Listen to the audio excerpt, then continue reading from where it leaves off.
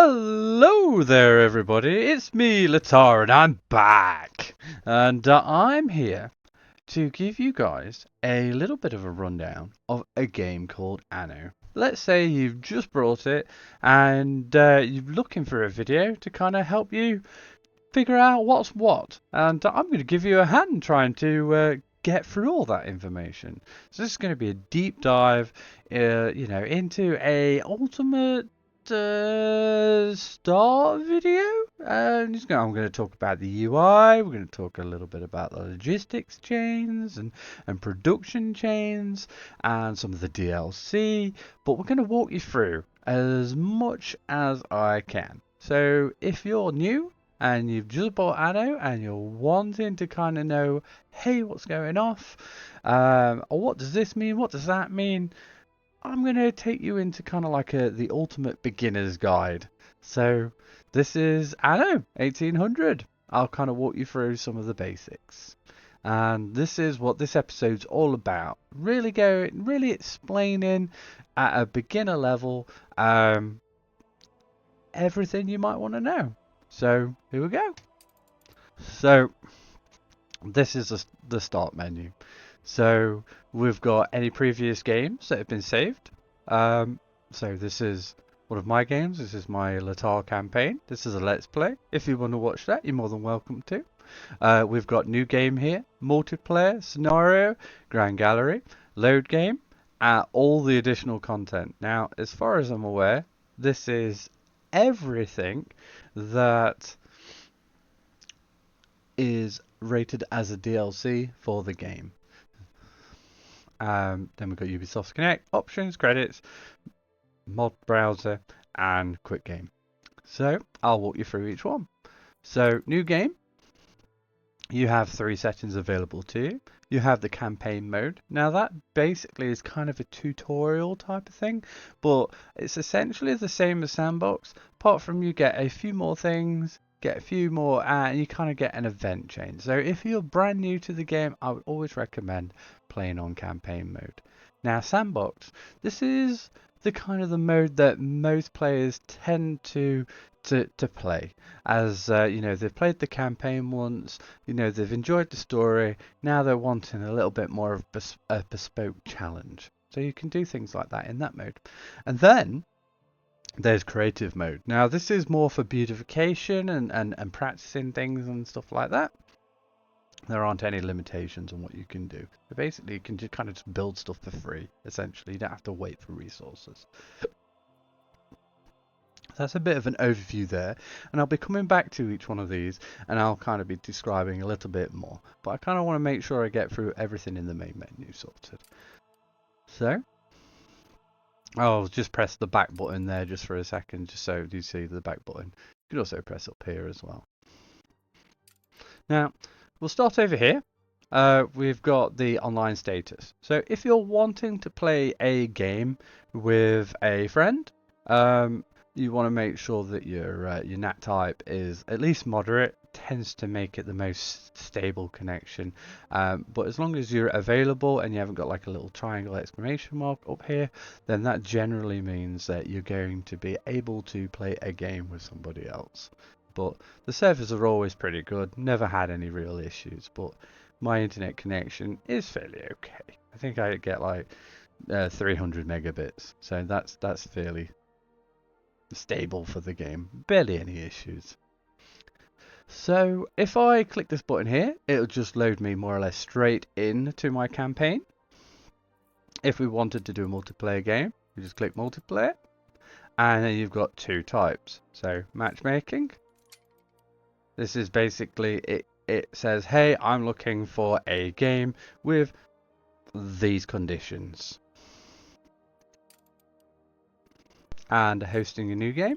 So if you're wanting to host a game with some friends, say some friends have got the game as well, you're all trying it out and wanting to play it together, you can literally invite the friend here. And if you're not wanting to play with friends, you can just add an AI character here.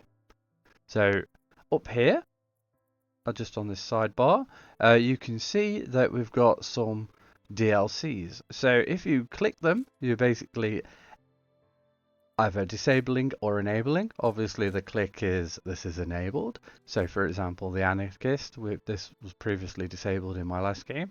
So if I enable him, he'll obviously appear. And you can add other characters. And then if you want to load any particular starting conditions, so you can go down here into this little window and it will explain all the settings. Now I'm going to do this on one of the other menus, so I will go over all of this a little later in the video, but essentially if you're wanting to change anything, this is how you do it in the multiplayer. You can also edit your portrait here, so you can change it to whatever you prefer. Now you may notice as you scroll down that there are some things that are locked, and it gives you a little bit of a tooltip explaining what it is that you have to do to unlock that particular portrait. Now some of them you could previously purchase, but that's not available anymore. Like that one you see you can unlock in the Grand Gallery, which I'll explain. So you can pick whichever portrait you like, and this will be you'll be always represented. You can see some of the character models are really quite detailed and pretty, which is nice. And up here you can pick your logo. I prefer this one, and black's quite dramatic, but that doesn't necessarily match this character. Maybe a more of a yellow and more of a I'm trying to think what might suit her more. There you go, that could be nice. Or something pink.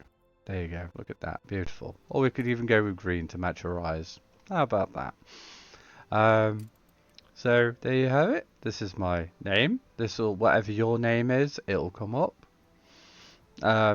Just down here, you have your factions that will be in the game. So these will be people that will give you quests and challenges. This is the pirate in the old world. This is the pirate in the new world. If you get particularly good trade relations with these, you'll be able to, well, you'll have to become friends and you can have trade relations with them. These guys, they will not be aggressive towards you. Maybe a little bit verbally, but no, they won't attack you. And they're basically for trades, so it's an easier way. And you can make it a public game or a non-public game. It's up to you. If you want it more private, then you can. Now, you've also got the options for teams up here as well. So if you're wanting to start off on the same team, you can do, but I would always recommend that everybody starts off as their own team. That way, having alliances, things like that, just really brings a little bit more flavour. Then you've naturally got the chat log, which you can obviously use. Now, there is a microphone option. You can always disable it, but some people decide to use Discord, but say you don't have any of that software, you can basically communicate with each other, obviously, if you have a microphone and whatnot. So, there you have that option.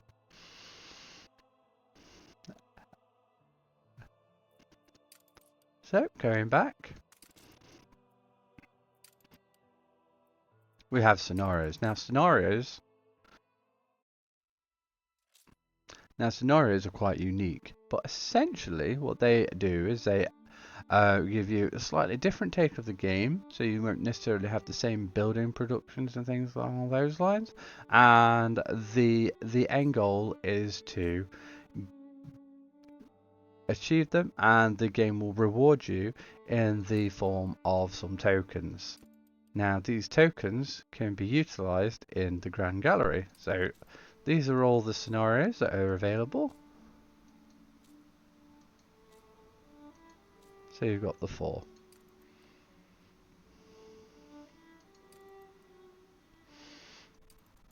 Now the Grand Gallery. So this one, a lot to unpack here. So essentially, the Grand Gallery. This is how many golden tickets you get. Now you can get golden tickets in lots of different ways. Through some of the scenarios, where you can get a good chunk of them, or you can do things in the in any game mode that basically, like, say for example, the World Fair. I believe you can do there's a mode that you can put the World Fair in that will generate you some golden tokens, for example. Not a lot, but it is there. Now, what you can do with these tokens is you can spend them. You can, excuse me, you can spend them on some of these items. Now, some of these items don't do a lot. Some of them are just cosmetic, but some of them aren't. So, for example, well, this section is. So these are all the cosmetic portraits that I can unlock, which I haven't unlocked all of them yet, but I'm getting there. And then some of the skins that you can have for some of your ships and airships. I might go for the church. And here, now this one's quite interesting. So when you play the game, you can essentially use these people in some of your unique buildings to influence some of the buildings that you play within the game. So for example, let's find one. So here we go. So this fellow, he can influence the bicycle factory, for example. So if you have this guy in a trade union, and he has a bicycle factory within his sphere of influence within the trade union, he will increase production of that bicycle factory by 50%. Now it seems a little bit odd, but he will also produce on every 3 rotations some advanced weapons. Don't ask me how you get that out of a bicycle factory or a sewing machine factory. No idea how that works, but this guy is obviously a legendary character. So for every 3 bicycles, you're going to get some advanced weaponry out of that, which is a little bit bizarre. So for every 4 productions of a bicycle, you'll get some 1 advanced weaponry, and also some steam motors. Okay, so that is an example of what this particular guy does. Obviously, he is clearly a legend. So yeah, here. So down here we have the actor, and the actor is quite a unique item as well. So everybody loves the actor, and the reason why they love the actor is, for one thing, the canned food. It is such a pain in the butt right at the early game, but the actor can provide you with a pretty nifty benefit.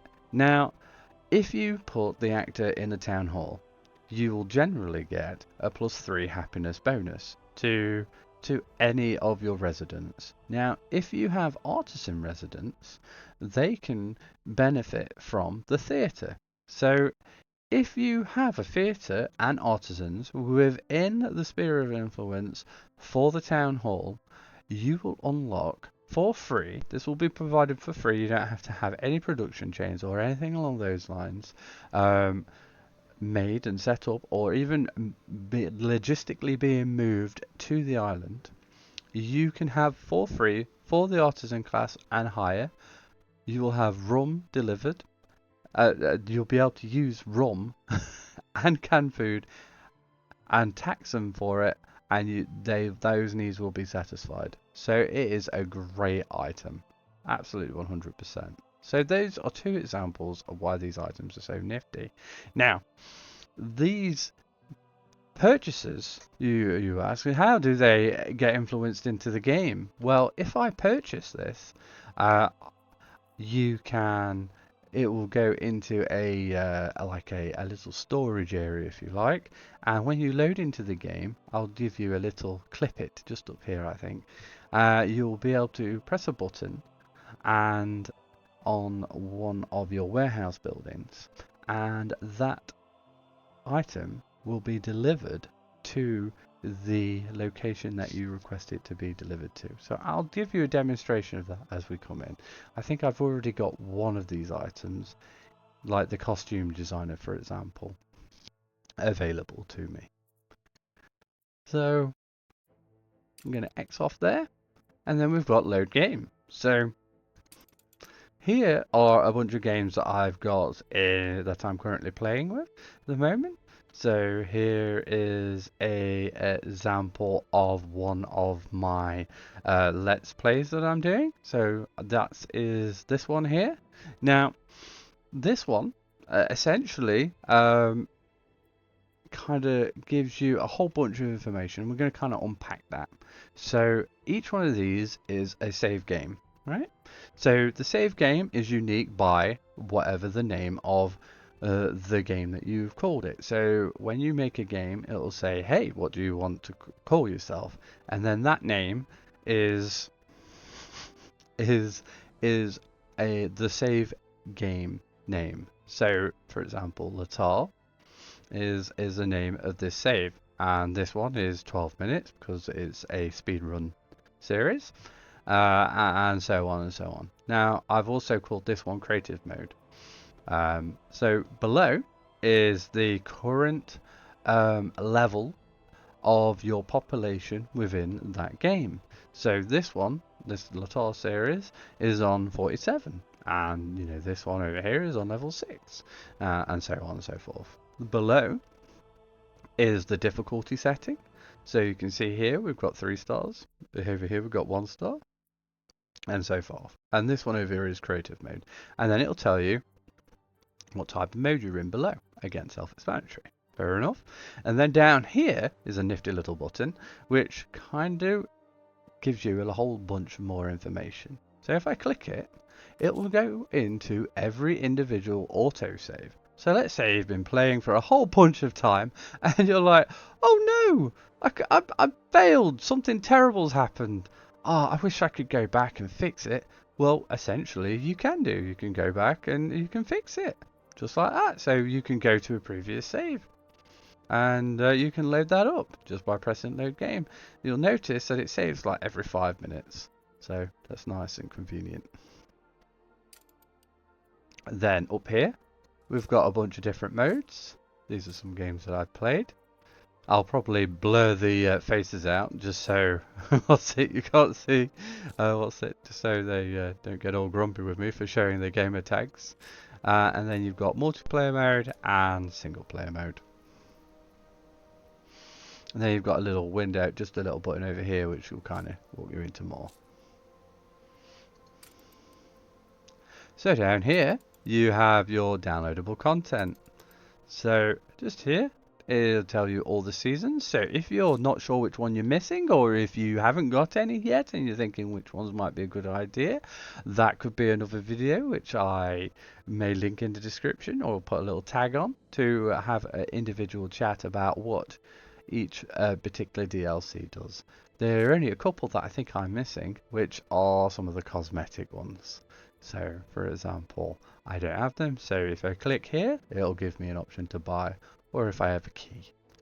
But generally, I think I've got a good 80 to 90% of all the content that they release. So I'll just run through those. So the cosmetic packs, the anarchist, the passage, the botanical, and so on. I don't think you need me to read them all out here. There you go. Now the Ubisoft Connect, I'm not going to go into that one, but I will go into the options instead.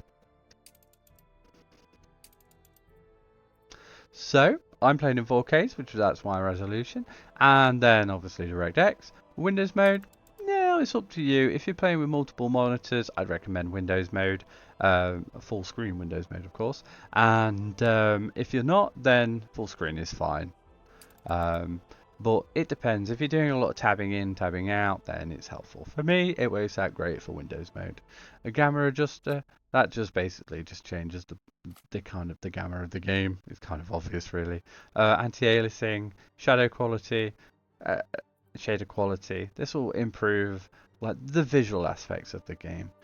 So if you're not getting a great level of performance, this can help you get more FPS, which will make your game run smoother. So if you're finding that your game's starting to get a bit laggy, particularly in the later game when there's a whole lot more going off, the game can somewhat slow itself down. So it's sometimes important to come back and change some of these settings or reduce them down. If you've got any questions about the any of these settings and why they are what they are for me, or how you may be able to get a slightly improved performance on your game, then please drop them in the comments and I'll be more than happy to try and help. Audio. This one has been a little bit of a challenge for me because making videos, I'm a relatively new YouTuber, and making some videos, yeah, the volume, dialing the volume in so I'm nice and clear and the game's not too loud and things like that. It's been a bit challenging, but this is more personal preference for yourself. The only thing that I would probably recommend that you do, especially once you've got a couple of hours under your belt and you're feeling a little bit more comfortable, is probably turn off the incident music. Now, the reason why I mention that is because the incident music can be helpful because you know, say you've got a fire, then all of a sudden there'll be some dramatic music, or say you've got a riot or something like that. It can be quite frustrating to hear it constantly. If it's all going terribly wrong, and if that's the case and you're getting a little bit overwhelmed with it and the music's just driving you potty, excuse me, and this is how you kind of disable it while still enjoying Anno's beautiful music. And the same thing for the combat, although I kind of prefer the combat one. So this is your menu sounds. Everything's kind of self-explanatory, so I'm not going to go into too much detail. Now, controls. Now, I believe when I loaded the game up, back when this game more or less first came out, I had to change some of my pitch controls to a SD. So if you need to do that, say you've just got the direction arrow up and down, if you want to change that, so say I wanted to change this, you literally just click and you press the button that you wish to change it to. So I'm going to change it to Q, which obviously I don't want. I'm going to change it back to W. So that's how you do that. And if you want to reset it, you can do just by down here. If you've loaded in the wrong language, you can change some of your options just here. If you prefer, to have it in a different language, you can. Here's the list of all the options you can do in text, and mine's only English. But I'm assuming if I, you know, said that I was in a different region, I'd probably be able to load it up in that. Subtitles, I prefer them on, but again, it's up to you guys. You know, this is how transparent it is. Free camera, there's loads of options in here, but these are the basic settings. So if you prefer to keep what you've got, then this is fine. In here, I wouldn't really recommend for anything to be kind of turned off. Everything seems to be in the right place at the moment. The only thing that I might recommend, say if your computer is, you know, kind of struggling to keep up with the game or anything along those lines, and you're finding that when it does save, it's taking like a good chunk of time off, the only thing that I could probably recommend that you do is probably, and it's a bit risky, it's entirely up to yourself, but you can increase the amount of time that goes by that it doesn't save. That you can kind of risk it a little bit, and you prefer it to be every half an hour, then you can change it here. Okay, so credits, that's just, I think this will be the first time I've ever actually been on this screen.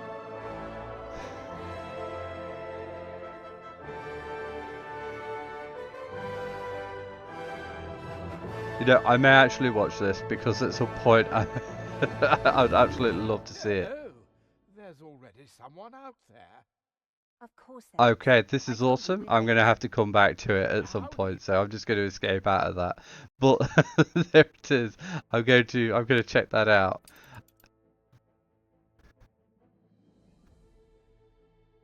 This is the mod window. So I don't really do mods, and my campaigns are all about not doing mods. You know, if that's your scene and you want to experiment with mods, then great. This is how you gain access to them. If you want to get them, you just click subscribe and then it'll load in. Worst case scenario, you may have to load the game back in. That's it. You can always unsubscribe and go back. I'm going to be very limited on this because it's not really a subject that I tend to get utilized very much. But essentially, that's what you do. You just click subscribe. It'll say yes. You'll agree to some condition, and then essentially it'll go into your subscribe box or my collection, which is up here. Don't mind. Yeah. Oh, I've clicked all sorts of buttons. There we go. Let me go back. So yeah, you just click subscribe and then it goes into your folder, and essentially you'll be able to do whatever it is that it's suggesting that you can do. So there you go. Right, so let's talk a little bit about this bit. So if you do have any downloadable content and it's active and ready with the game, you'll basically be able to see it here. So for example, this is the anarchist one. This is the Seeds of Change, the Botanical Gardens. These are all available and ready in my game. And they will be some condition within the game that you'll probably have to meet to kind of have that. So it won't immediately be available. But some of the cosmetic stuff that comes with each one of those should be available at certain levels. So in the new game, so for example, if we click campaign, we can have a more guided version. So if you're feeling like you want someone to guide you through the game, kind of giving you a little bit more support. Say you want a little bit more help with X and Y, like moving. This is, if you've never played this type of game before, then this is the option to click. If you haven't, then this is the option to click. If you have spent lots of time, then this is the option to click. So we're going to click less guided. So here we have the beginnings of our campaign. So for this one, I'm going to go for this avatar here. This guy, I quite like him. He seems quite nice. Seems like a happy fellow. So I'm going to go for him. And I'm going to go for this background because I love it. And orange. Yeah, I think orange is quite nice. And we can call it something. So I'm going to call this...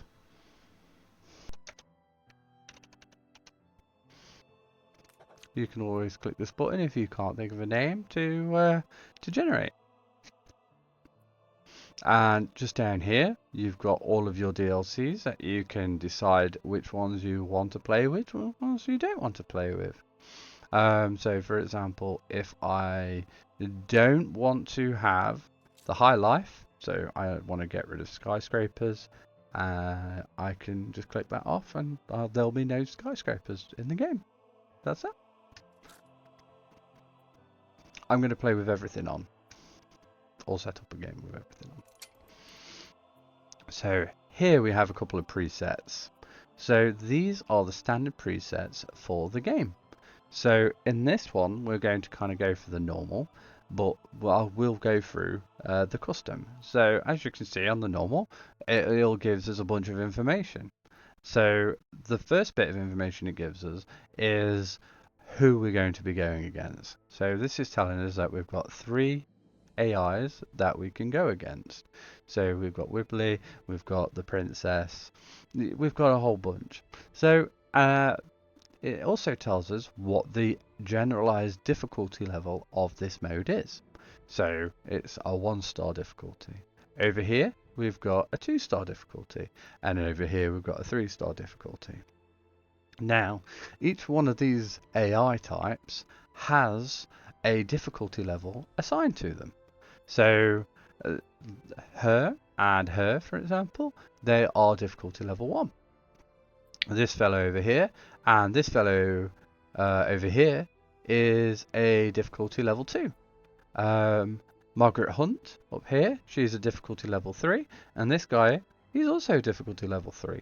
So, you know, it's recommended that for the earlier games that you probably go for something that's probably going to challenge you later game, but not necessarily going to cause you to, you know, have a mental breakdown because everything's going terribly wrong. And just down here are some conditions that we're going to start with. So extra money, so loads and loads of money. You can see on the other ones it gets less and less. High influence, so this is how much influence that we're going to generate per expansion of population, and there are some buildings as well that give influence, so it'll be slightly increased, or you know, the standard, or deflated. Large world islands. So large world large world is basically saying how big your world is going to be in all of the regions that you go to. Now, you may be limited on how many regions you can go to, but if you've got the base game and you haven't bought any DLCs, you'll be limited to the old world and the new world. Those will be your only two regions. There are some DLCs like the Land of Lions that will unlock, you know, that region. You know, there's the Passage that will unlock another region. Sunken Treasures that will unlock another region. So there are more regions that you can unlock. And this basically determines the size of some of those regions. But primarily, I believe it affects the old world and the new world. So this bit just here tells you what the amount of materials that you are likely to have on your islands. So because it's abundant, you'll probably get 2 to 3 to maybe even 4 or 5 potential mine spots on your island. So having this at a higher setting will increase the amount of mines that you'll probably be able to utilize on your island. Now these will be varied. They could be a bunch of coal, or it could be a bunch of iron, or it could be a bunch of zinc, or like sandstone, all those types of things. And the facilities. So each island will have a couple of base facilities. So the most common is potatoes and wheat. Those are the ones that you generally always start off with. But you may also have like red peppers or furs or things like that on your island as well. So this can affect basically how many you have. I think every island has a minimum of 2, but when you put it on high fertility, you could easily get 3 to potentially a few more. So that's what it's kind of talking about. When you destroy buildings, you can have that at full return. So you destroy a building, you get everything back from it, including the money as well that it costs to build. That's always really helpful, just in case you accidentally build something in the wrong tile. Then it's very forgiving. Obviously that gets less forgiving as you go higher up, but that's why I'd always recommend this one for a start. And free building relocation, which is even easier. So it allows you to relocate things. So you have built it in the wrong tile, you don't necessarily even have to destroy it, you can literally just move it. This is more of a quality of life tool, and it makes everybody a whole lot happier. So that's what that's all about. So that's essentially an overview of each one of these. And here we have a custom setting. So this is my last previous one. Again, this is the world settings. So this one will basically give you not a randomization, but the presets. So it will kind of walk you through what's available. So it kind of goes, right, I want to be on expert mode, so kind of put me in that mode. So we're going to go back. So for here, this is going to walk us through all of our presets in a custom campaign game. So what we're going to do is we're going to go through. So if we want an expert campaign game, we can go here, and you'll notice at the top bar it kind of lets us know how far into expert we are. So for example, if we wanted a very low difficulty, you know, this is where difficulty 1 starts. So you'll always be at difficulty 1. But for example, if we wanted it to be a little bit harder, say we take away some of the benefits. There we go. So just taking off all those benefits for features and whatnot, then the difficulty went from all the way over here to all the way up here. So now we're quite heavily into the advanced area. So there's loads of things that you can do to kind of manipulate that. So we're just going to go back. Yes, we're just going to go back to normal mode. So that's what that's all about up here. And then we've got a whole bunch of tabs which we'll go through one by one. So basically it tells us where we currently are on the difficulty level. So up here we've got a preset, and then we can change whatever our seed is that we want. So we could go for 125 or 15. You know, we can make the number as big as we like, really. Pick any number, whatever number you like.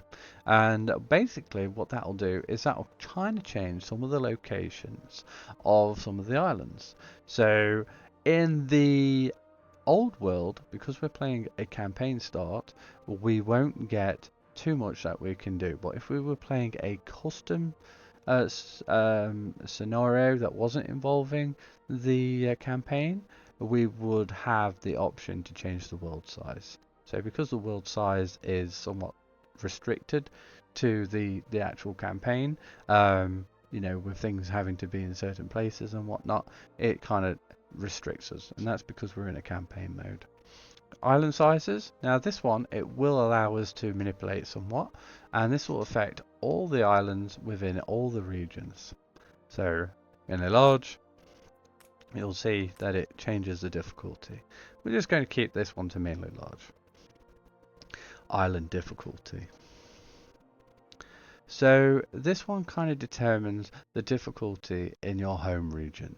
So what I mean by that is it's going to basically say, right, how much stuff are we going to let you have on your island? How far away are we going to put things that you need on your far away from your island that you're going to need to move over? So it'll basically kind of restrict you in that sense, but it might make it a little bit harder. Now remember that you're going to have 3 or you know, 1, 2 or 3 AIs that are all fighting for the same resources, so they're going to try and get things as well. So having this higher means that there'll be limited amounts of those resources for everybody. So there may be some encouragement to take an island that belongs to somebody else that has that particular resource, so you can utilize it for your citizen types. Fertilities, this is going to basically indicate how many fertilities each island has. It doesn't really have any other real effects along those lines, but essentially, like, every island will get at least 2. This will basically add a few extras onto it for you. Mineral deposits, so essentially on this one you are going to be getting a couple of mines on your island. In the campaign it's kind of preset to what you're going to get on your first island, but after that all the other islands around you will be kind of randomized. So you might get on plentiful to sparse, you'll see a big difference there. So what I'm saying is, on like a relatively large island you could get on plentiful like up to 5 mines, but on sparse you may only get 2. So that's kind of what the difference is there. And the type with the scenario mode, so on this one you can kind of have the islands be formed in a certain way or a certain location on the map. So if you're playing like a online game, for example, I would probably recommend corners, because that one has everybody have at least 3 relatively chunky islands in each corner that kind of have the relevant things that you'll need to kind of keep growing. It kind of gives you a bunch of islands that you're going to have relatively close to you, and also within your influence of control that you don't have to worry too much about. So corners is a really nifty one for that. Always recommend corners for map type for online play, but you can play it however you like. So here we have the characters. These are the types of characters that are going to be actively going against you in the game. Now, each one of these has various levels of difficulty, which you can see. So, Wibbly, he's a level 1, for example. The princess is also a level 1 as well. So, you can see here that she has a level 2. If you wish to change that, you can just kick them out by the little bin icon, and then you just press the plus, and here you will find all of your optional NPCs to go against. So here is the anarchist, and you see the little icon down here basically says the anarchist, so he's a DLC. So I expect you think you know what anarchy is. Expect to have all those misconceptions overturned. excellent. So it kind of gives you a brief description about themselves. You know, I'd dress as your grandmother if it meant I could lay hands on your lovely Luca. okay. And it gives them a brief description about themselves, you know, what it is, what it kind of forces them to behave the certain ways they are. They all have their own particular characters, they all have their own likes and dislikes, and that'll be reflected in when you do certain things in the game. They'll basically say, hey, I like that, or hey, I don't like that, that's not very good, and they'll have an increase or a decrease in reputation with you because of your actions in the game. And for example, this fellow over Where's here, my ear trumpet? he Want me to do what? You must be out of your mind. okay, right, it's finished, right, brilliant. This fellow, if you build a mine or something along those lines, he'll not be happy about that. He will not be very impressed. But for example, Aren't you just itching to leap into the beyond? if you build fire stations, she will be like, oh, she loves the fire station, you know, she'll be happy with that type of thing, and like she's all about happiness. So worker conditions not being very high, that will be something that she would like. So she would basically look over onto your island and go, oh, what a lovely island. They look at, you know, they've got lovely working conditions, they've got fire stations, oh, we love that. And as a result, your relationship with her will increase slightly because of it. But for example, if you have bad working conditions, you know, that could be reflected I'll probably get a terrible with start. Wibbly. Flying into the So middle with snakes. he, Or he pirates. That'd be ruddy typical. okay. Yeah, he might not necessarily be as happy about it. So, you know, that's kind of a reflection on their difficulty. And you can see here that these 3 are all 1 star, and then the 2 star we've got a whole bunch, and then right down at the bottom we've got the bosses, these guys here with the 3 stars. You've nothing to fear from me, and I'm sure I shall have nothing to fear from you. She's one of the most challenging AIs. Each one of these, they kind of excel in a certain way. He'll just say I'm a god, but I'm more than that. I'm free. okay. He'll just attack you for no reason whatsoever. You kind of always got to have a strong military just to kind of dissuade him. This fellow here, Barrack beds, early mornings, and drill squares, all for the ultimate purpose. he's kind of a mixture between economy and military. So he's kind of like great at both. You've nothing to fear from me, and I'm sure I shall have nothing to fear from you. And Anne, she's just the hardest AI. She's without a doubt the most aggressive. She'll try and take over your islands through shares, through military force. She is very difficult to kind of make your friend, and you know, you have to put a lot of work in. Each one of these, each one of these AIs, they all have their own unique quests that you can kind of go down with, and sometimes, for example, with the anarchist, you have to go down his unique quest line just to become his friend, to become his ally.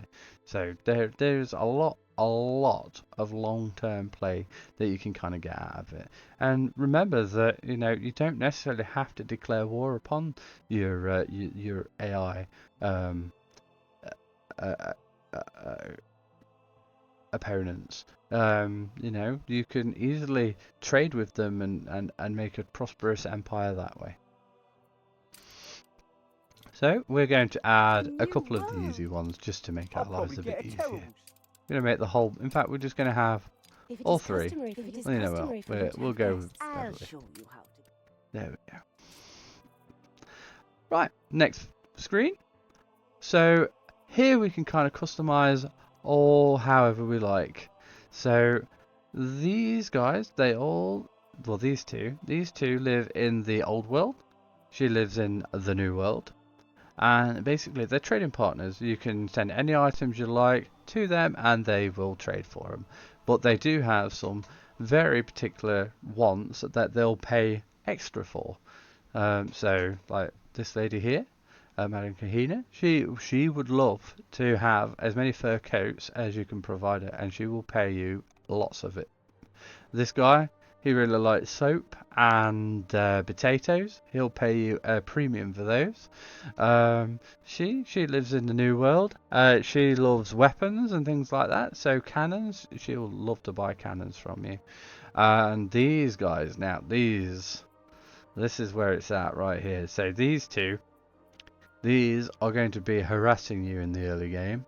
Essentially, they have islands on the old world and the new world. And what they are going to do, especially in the early game, unless you pay them not to, they will build pirate ships and they will send them out and they will harass your ships. So if you've got trade routes that aren't protected and you are not friends with these pirates, they will try and blow up those trade ships. And that will cause you a whole bunch of trouble.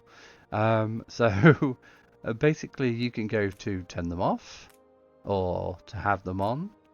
Now personally what I like to do is I like to have them on, and I like to build up a nice trade rapport, a nice relationship, and then have a trade with them, because more people to trade, my abundance of goods. Now these guys, I believe they both provide weapons, and I believe they both love alcohol of any variant, which they pay a premium for. So that's what they are after.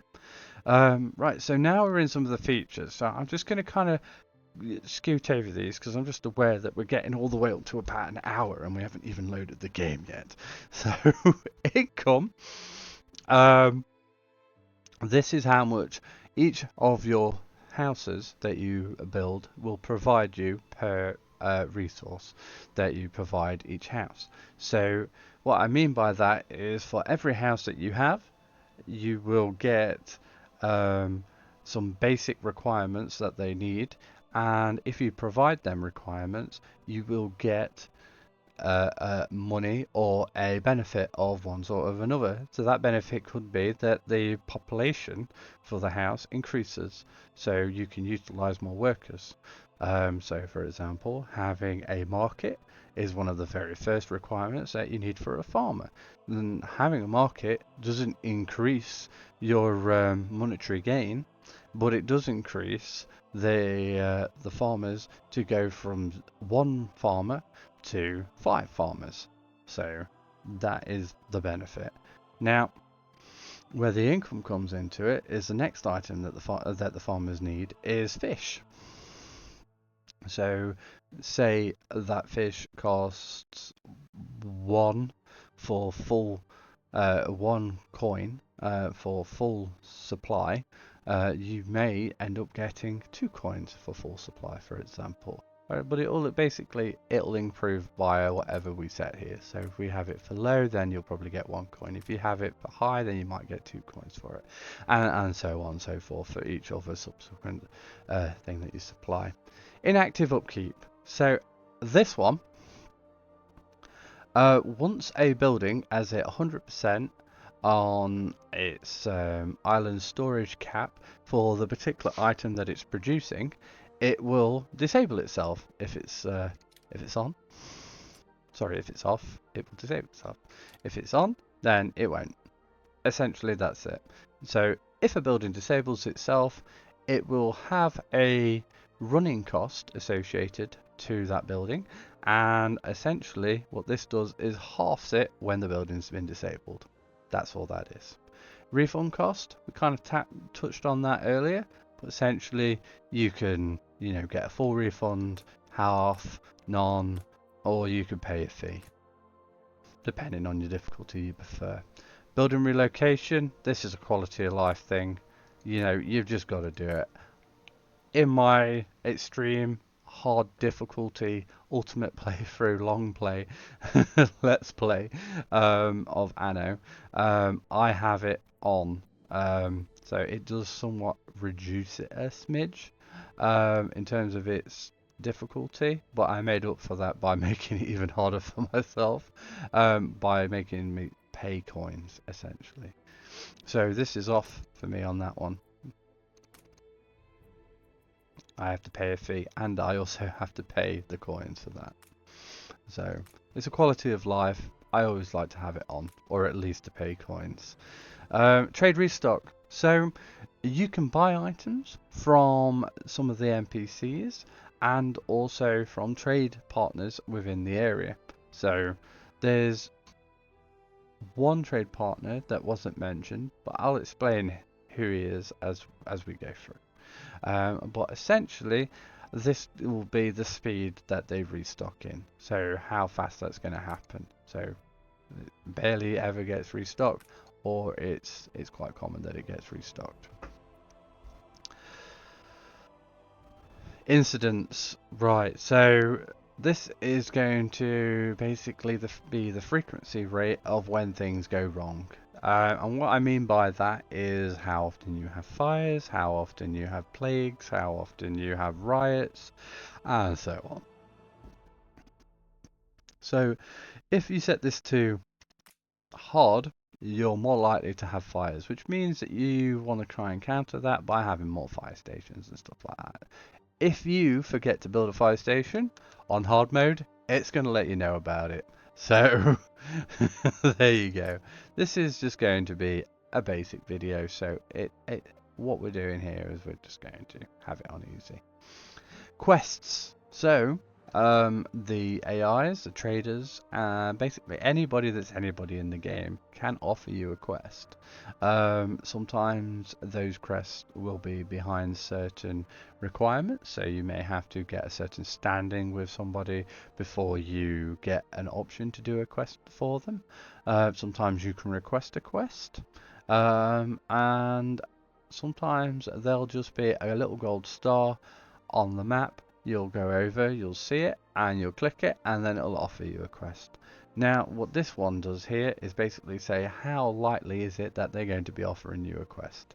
Is it going to be common, or is it going to be rare? That's all that one does. I'm just going to keep it for common. Influence. Again, we've already kind of spoken about this one a little bit, but essentially it allows you to have more influence rather than less influence for when you hit certain landmarks within the game. So for example, when you have 1,000 people, you'll get a smidge of influence for hitting that landmark.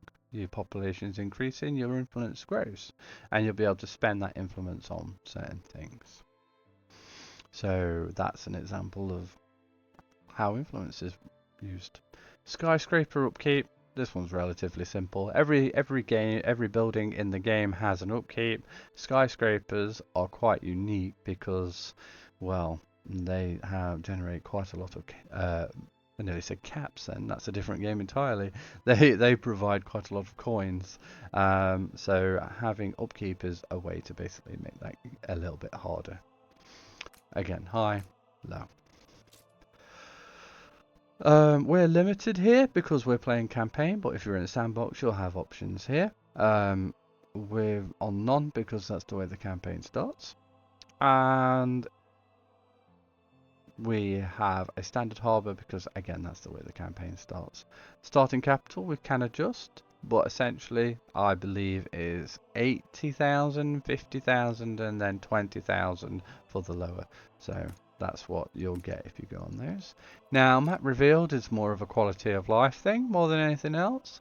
And not to mention the fact that if you have the maps revealed, it kind of, you know, if you are playing with enemy AIs, you can kind of see where their ships are and stuff like that. So it kind of makes it easier. Now, there's no fog of war in this game. Once you reveal to that territory, you'll always have it revealed to you.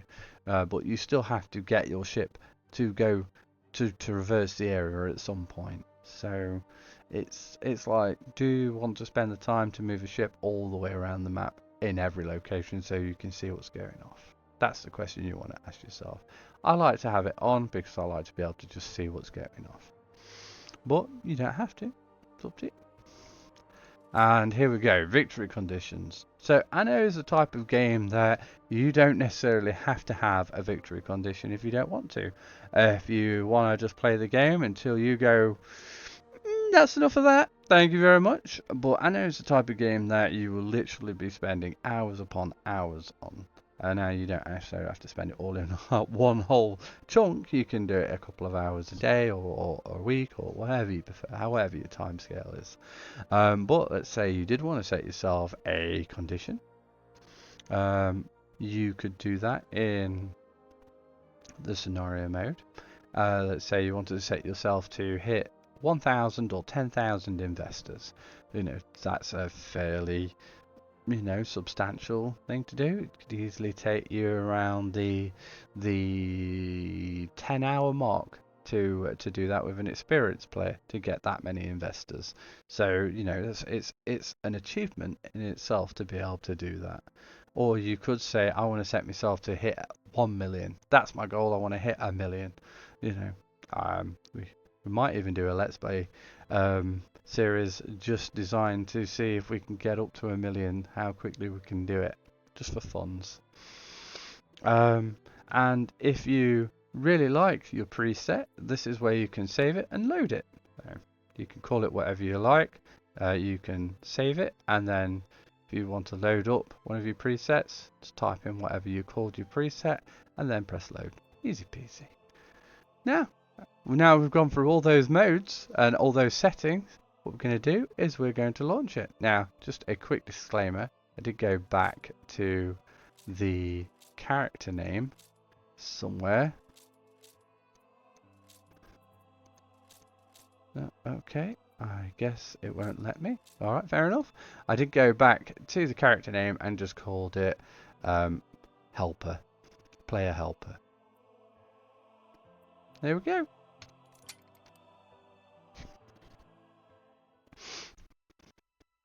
Right, so that's video 1, and video 2 will kind of be on the UI, giving you a basic overview of all of that, and kind of giving you a walkthrough.